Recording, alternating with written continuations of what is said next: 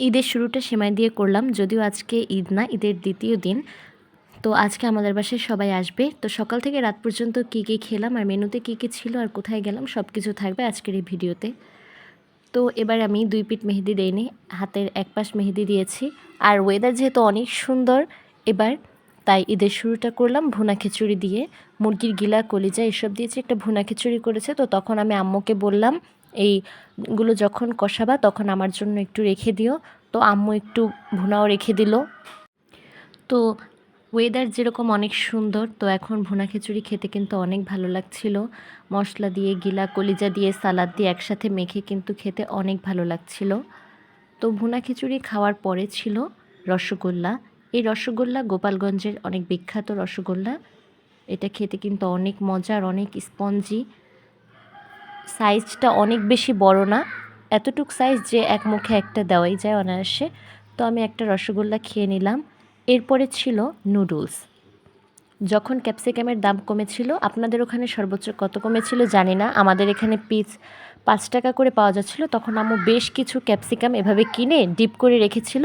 এখন যখন দরকার হয় তখনই কিন্তু সেই ক্যাপসিকাম আমরা যে কোনো রান্নার সাথে ব্যবহার করতে পারি, নুডলস, পাস্তা, যে কোনো কিছুর সাথে।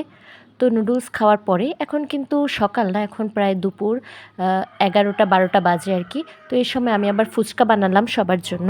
আমি আবার ফুচকা বানানোর দায়িত্বটা নিই যেন বানাতে বানাতে আমি আবার খেতে থাকি।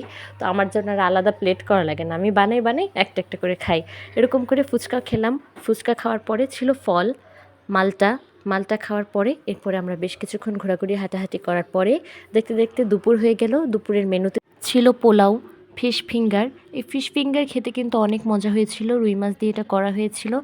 আর এই ফিশ ফিঙ্গার আমি অনেক দিন পর খেলাম।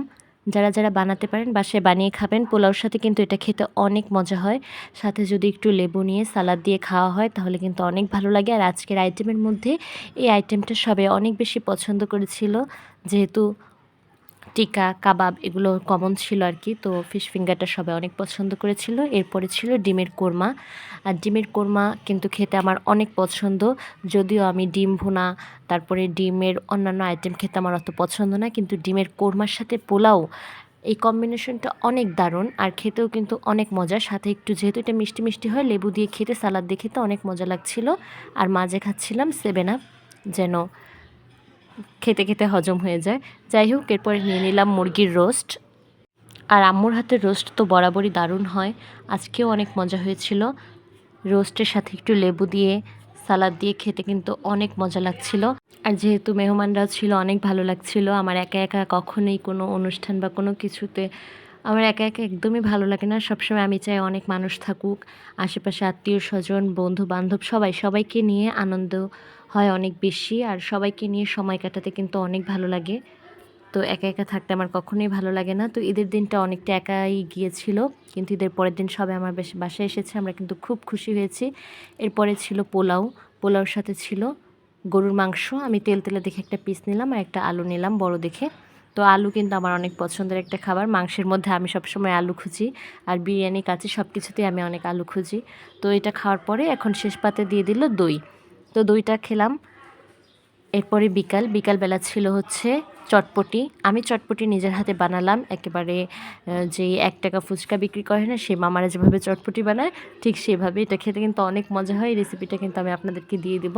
এরপরে সন্ধ্যার পর গেলাম এই ধার্মিক পাড়ায়, যে মিনি কক্সবাজার নামে যে জায়গাটা আছে সেখানে। দেখেন ঈদের পরের দিনও এত পরিমাণে ভিড় ছিল এখানে, যে আমাদের কিন্তু অর্ধেক রাস্তায় নামিয়ে দিয়েছে। আমরা সেখান থেকে হেঁটে হেঁটে এখানে আসছি, যেমন জ্যাম সেরকম ভিড়। আর আমরা দেখলাম যে এই 2 তলা নৌকাটা নতুন উঠেছে, তো আমরা এই নৌকায় উঠলাম। এটার টিকিট ছিল 60 টাকা করে।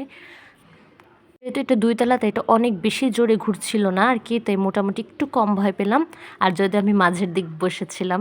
এরপরে খেলাম চিকেন বল। সবাই চিকেন বল খাচ্ছিলাম, খেতে ভালোই লাগছিল। চিকেন বলের প্রাইস ছিল 30 টাকা করে। এরপরে ফেরার সময় নিয়ে নিলাম একটা মিট বক্স। এই মিট বক্সটা সাইজে ছোট, দামও যেমন কম, সাইজেও ছোট, 100 টাকা করে ছিল। তো ঢেলে দেখি এর মধ্যে কি কি আছে। তো ঢেলে দেখলাম এটার মধ্যে আছে হচ্ছে মিট বল, সসেজ আর আলু। একটা মিট বল দিয়েছে হয়তো, আর এক পিস সসেজ দিয়েছে, আর বাকিগুলো ছিল আলু। তো দাম অনুযায়ী ঠিকই ছিল, কিন্তু খেতে কিন্তু অনেক ভালো ছিল, ফ্রেশ ছিল আর কি। আর মিট বক্সের মধ্যে অনেকে আলু থাকলে অভিযোগ করে, কিন্তু মিট বক্সে আলুটা কিন্তু আমার অনেক ভালো লাগে। এরপরে খেলাম ফল তরমুজ খাওয়ার পরে দেখতে দেখতে রাত হয়ে গেল। রাতে আমি খাবার নিয়ে বসেছি চিকেন ফ্রাই আর পোলাও। চিকেন ফ্রাইয়ের সাথে পোলাও কিন্তু এরকম শুধু শুধু খেতেও অনেক ভালো লাগে। অনেকে ভাবে যে শুকনো শুকনো খেতে কেমন লাগবে, কিন্তু আসলে না, এটা কিন্তু খেতে অনেক ভালো লাগে। আর সাথে একটু সালাদ হলে তো কোনো কথাই নেই। আর চিকেন ফ্রাই আমার কাছে অনেক মজা লাগে, বিয়েবাড়ির স্টাইলও ভালো লাগে, আবার এই স্টাইলও ভালো লাগে। এরপরে আমার পেট তো পুরোই ভরা ছিল, আমি অর্ধেকের বেশি পোলাও কমিয়ে ফেললাম। কমিয়ে তারপরে আমি এক পিস আলু আর একটু গোস্ত নিলাম, গরুর গোস্ত। আর তেল আমার পছন্দের পিস, তেল চর্বিযুক্ত। এরপরে খাওয়া দাওয়া শেষ। এরপরে নিলাম হচ্ছে রসমালাই। আজকে এ পর্যন্তই। যারা আমার চ্যানেলে নতুন, চ্যানেলটি সাবস্ক্রাইব করে দেবেন, আর যারা ফেসবুক থেকে দেখছেন ফলো করে পাশে থাকতে ভুলবেন না যেন। ধন্যবাদ সবাইকে। সবার ঈদ কেমন কেটেছে অবশ্যই কমেন্ট করে জানাবেন।